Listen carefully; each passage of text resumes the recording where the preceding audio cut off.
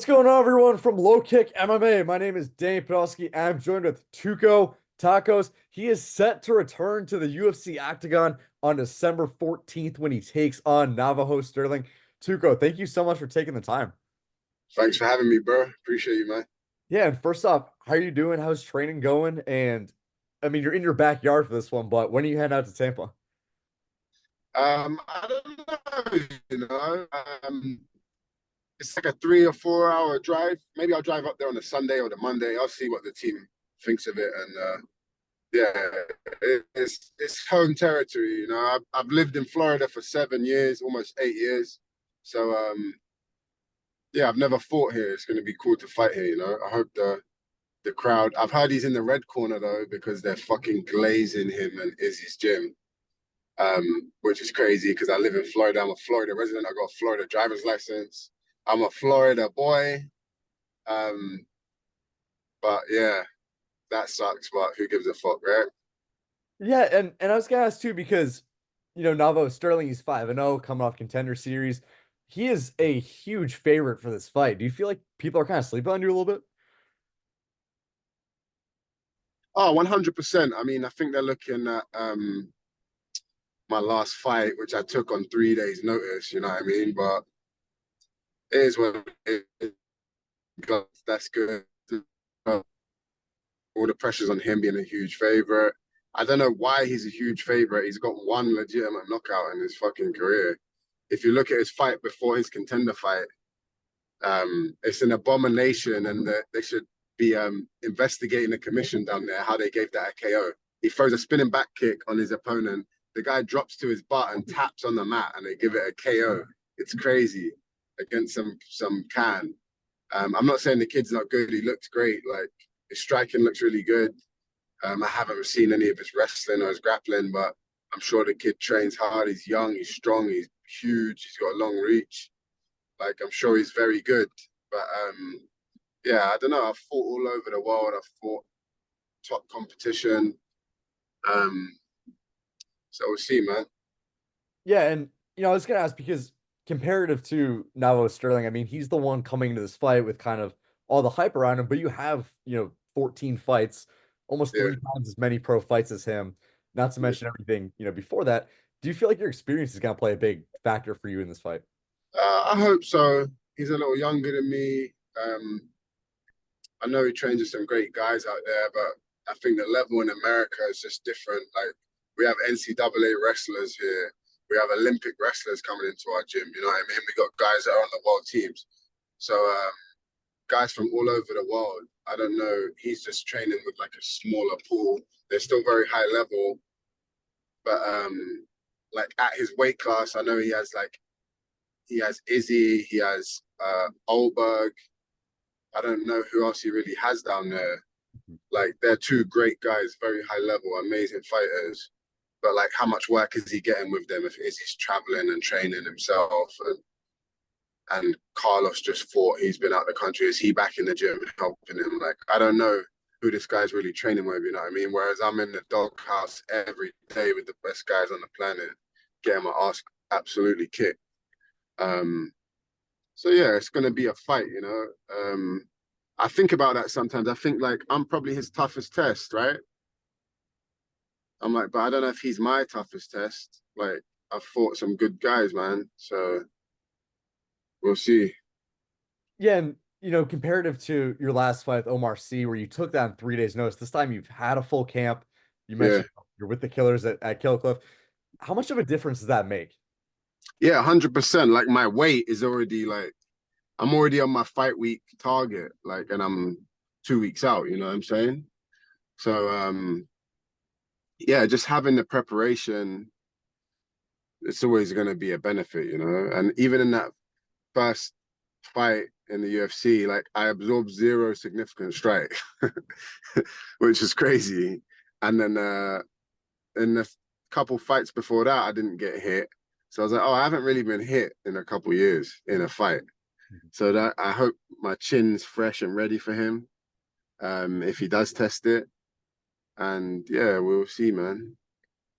Yeah, and comparative to that first fight as well, you're also, I mean, I kind of mentioned, but you're you're kind of in your backyard for this fight. Uh, Yeah. going having trained in Florida. Do you think that the crowd's going to give you that kind of that cheers, or do you think they're gonna get behind Sterling? I don't know, you know. I hope they do because they're gonna announce me as fighting out of Deerfield Beach, Florida. So we'll see, man, if they do, you know. And but I don't know how busy the arena is gonna be at that time because I think we're one of the first fights, you know. I think we're the second fight on the card. And excuse me, sorry, you trained down at Kill Cliff.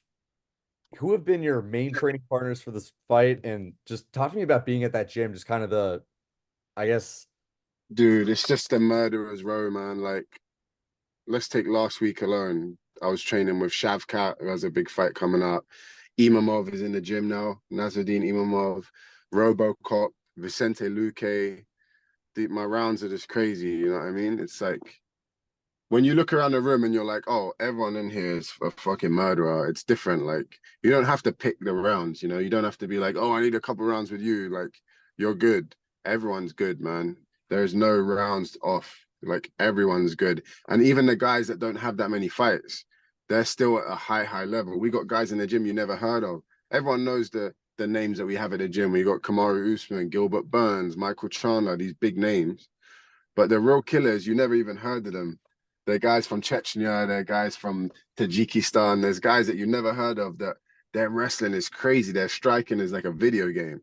So it's just murderer's row, man. It's just a different level in America when you're at a super gym and there's 70 pros on the mat, as opposed to like my gym in England, we had like 9 pros on the mat, all different weight classes. There's 2 guys I train with every day. Here it's like, damn, pick your poison. It's like this guy's striking, this guy's wrestling, this guy's grappling. It's just killers everywhere. yeah, certainly Kill Cliff, one of the biggest gyms Yeah, around America. I do want to hit on a couple of those names. You mentioned Shavkat coming down. I didn't realize he came down to Kill Cliff. Do you think yeah, he's gonna win his fight against Ian Gary? dude. That's I know both guys, both are friends of mine. Um, you know what? It's funny, but when you have 2 friends that are fighting each other and they've both been your teammate. Obviously, Ian's moved on now, but I still love the kid. Um, I asked Michael Chandler this before when Gilbert was going to fight Kamaru. I said, as a joke, I said, "Are you team Kamaru or team Gilbert?" He said, "I'm team whoever's in the gym with me, helping me on that day." And I was like, "Damn." So like I love Ian, but at the end of the day, Shavkat is my teammate, and he's been helping me for my fight. You know what I mean? So I have to root for Shavkat, but I do hope both guys perform to the best of their abilities. Ian is super talented. I think people are underestimating him if they think Shavkat's just going to walk through him. If you want my honest take on that fight without giving anything away, I think the reason people love Shavkat is because he just walks through the fire. That's why he's 18-0, I think, with all finishers. He comes to finish, man. He don't come to fight. He comes to kill. That's just his nature. So you know what you're going to get with him. Ian's a bit more methodical. He's very intelligent. He has a high fight IQ, and he gets that because he has awareness and he has a little bit of fear. He ain't trying to get hit. Whereas wants to eat your biggest shot and give you his. Mhm. But Ian is going to touch a move. I think he's going to jab, calf kick, run away, up kick. He's going to just try and win the rounds. I don't think he cares about finishing. He just wants to win. But yeah, someone's O has got to go. It's going to be a crazy fight. Um, yeah, it's going to be wild. That's the week before me, so I'll be watching for sure. Yeah, no, certainly that's going to be an incredible fight. Obviously, both undefeated, as you mentioned. One of the O's has to go. Um, you're originally from the UK. Yeah, The UFC is likely going back to London. Seems like next yeah, month. I don't want to make you look past Tampa at all, but is that a card that you'd want to get dude, on? 100%. Win or lose, I need to be on that card, man. There aren't many real Londoners in the UFC. I'm a real Londoner. I don't know how many people are going to watch this, but if you put me on that card, I'll bring out my whole fucking block. My whole borough will come out. I'll really have the fucking goons at the fucking show. Mhm. I'll sell 1,000 tickets, no problem, you know. Yeah, I wish they put me on that, man. Yeah, and you're someone who's kind of traveled around the world, I feel like, because obviously from the Yeah, UK, but I yeah, honestly I looked at your profile and it's got, the Greece flag, the Cyprus flag, and the Brazil flag. Yeah, I'm mixed up, man. I'm a real mutt. I'm born in London. Um, my dad's Greek Cypriot. My mum's Brazilian with some German. So I'm a mutt. I'm all mixed up, man. But born and bred in London. I've lived all over the world. I've lived in Asia, other places in Europe, now settled in America. But I've fought all over the world as well. I've fought in four continents, I think, Asia, Europe, North America, South America. So, yeah, if UFC goes to Africa, hopefully I can knock that off my list as well, or Australia or somewhere like that. But yeah, I fought all over the world, all different kind of opponents.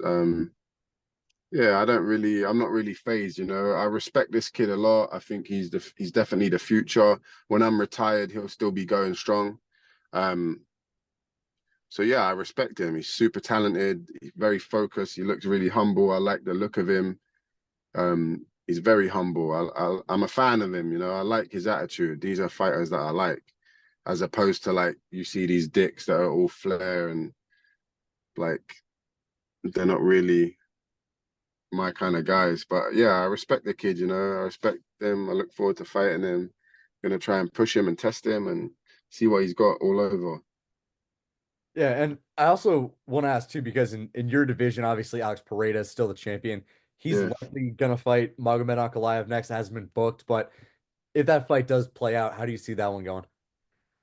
You know what? I used to hate on Pereira a little bit and say like, oh, they're not letting him fight good wrestlers and stuff. But I know Glover is an amazing guy and coach, and it's like Pereira's been at the top now, and I'm sure he's improved his wrestling, you know, and his grappling. I know he got his black belt. People were like making a mockery of it, but I mean, he's been in MMA for a few years now. I think he's good, and the danger that he poses on the feet, he can sleep anyone.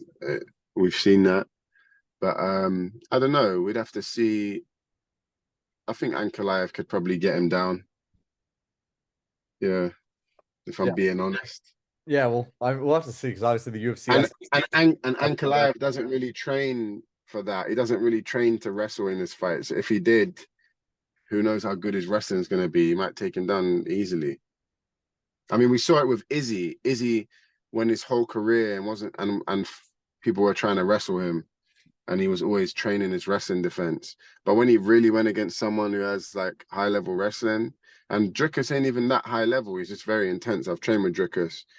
He's very explosive and intense. It's like he took him down and cut through him like a knife through butter. He made him look like a white belt, and he's been training his whole career to stop that.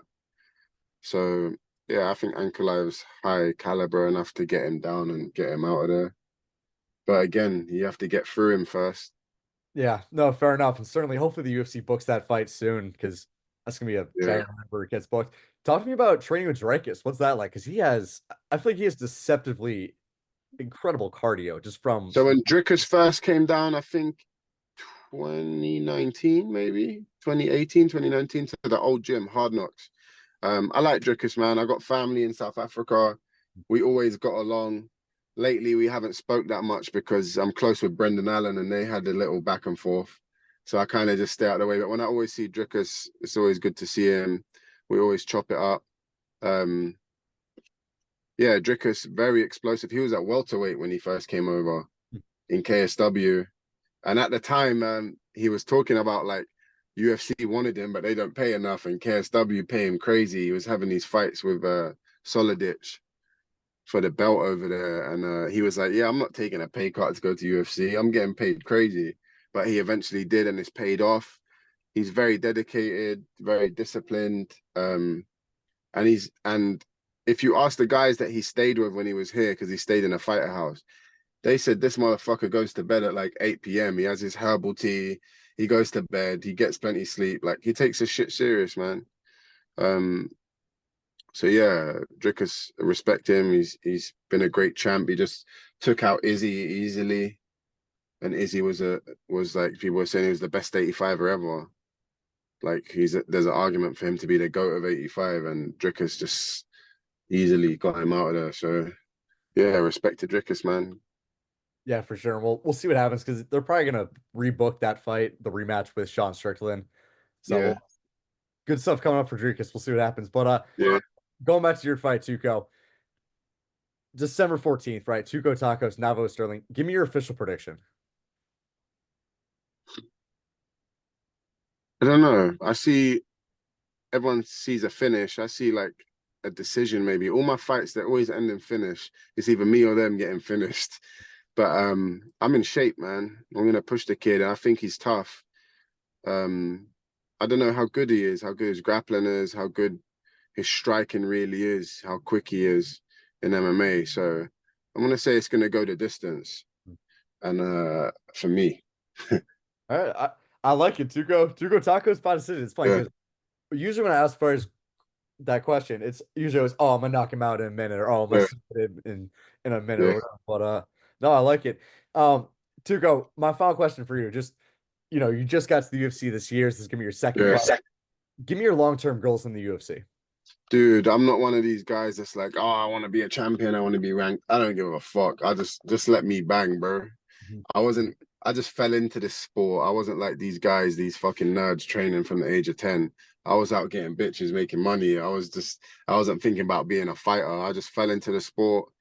It's fucking lit. I'm in the UFC now by the grace of God, and yeah, I just want to bang, bro. Just having fun. I don't give a fuck about being a champ or none of that shit. My life's good already. Got a great life. So yeah, it's just great. I'm just taking every day as it comes, man. Yeah, I love it. I love the mindset. Tuco, thank you so much for taking the time. If there are any socials, people you want to shout out, the platform is yours. I'm a bit of a gorilla with the technology. I have Instagram at Tuco300. That's it. I don't have anything else. Yeah. Tuco, thank you so much for taking the time. Guys, Tuco Tacos returns to the Octagon on December 14th. He takes on Navajo Stirling. You will not want to miss this fight. Tuco, best of luck to you, and Thank thank you, you brother. for taking the time. Of Appreciate you, man. God bless. course. Make sure to subscribe to the LowKick MMA YouTube channel for all the latest news, event previews, and interviews with some of the biggest stars in MMA.